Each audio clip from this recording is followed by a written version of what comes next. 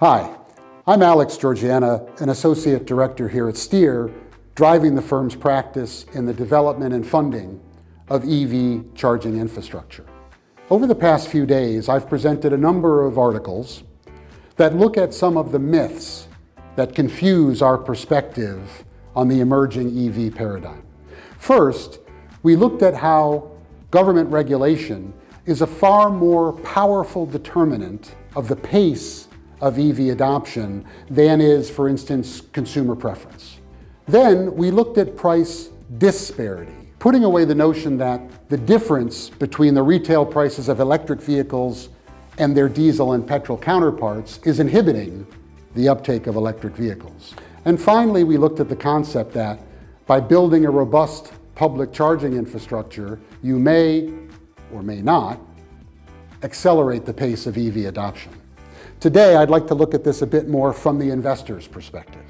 With far less than 2% of the global car fleet electrified, nobody really knows yet how, when, where, and at what cost drivers are eventually going to want to recharge their electric vehicles.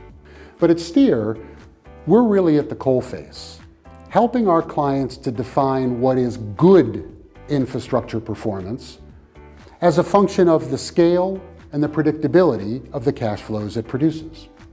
Anticipating 100% conversion to the electric vehicle paradigm, we may need $1.5 trillion in investment in charging infrastructure by 2050. Investors in charging infrastructure need to anticipate demand. Demand for charging services arises from the pace of adoption of electric vehicles, and of course, the pace of that adoption is really a function of government regulation mandating against the future sale of diesel and petrol-powered vehicles. The shape of the EV adoption curve is therefore predictable.